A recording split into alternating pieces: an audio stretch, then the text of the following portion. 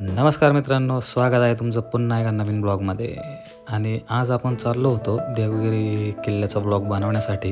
तर रस्त्यातच आपल्याला एक छानसं असं श्रीकृष्णाचं मंदिर दिसलं मित्रांनो. तर चला बघूया, आणि त्याचा एक छोटासा ब्लॉग तयार करून घेतला.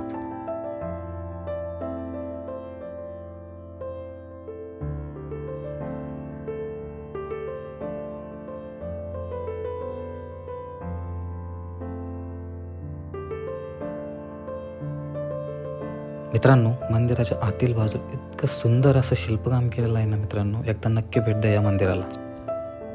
मुख्य गाभाऱ्यात छान अशी राधाकृष्णाची मूर्ती, आणि डाव्या बाजूला आपली बजरंगबली, आणि उजव्या बाजूला गणपती बाप्पा. असे खूप दोन असे छान आणि सुंदर मूर्ती त्या ठिकाणी आहेत. मंदिराच्या आतील बाजूसच नाही तर बाहेरील बाजूस देखील खूप सुंदर आणि छान असं शिल्पकाम त्या ठिकाणी केलेलं आहे मित्रांनो. आणि आपले श्रीकृष्ण भगवानाचे दशावतार देखील त्या ठिकाणी कोरलेले आहेत. वामन अवतार असो, किंवा वराह अवतार असो, किंवा आपले नरसिंह अवतार असो, मत्स्य अवतार असो, सगळ्या प्रकारचे अवतार त्या मंदिरावर कोरलेले आहेत.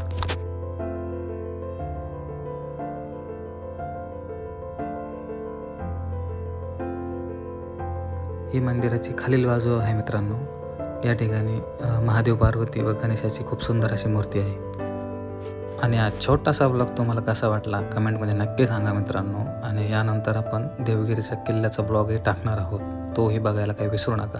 आणि जर नवीन असाल चॅनलवरती तर सबस्क्राईब करायला काही विसरू नका. आणि हो, लाईक मात्र नक्की करून जा.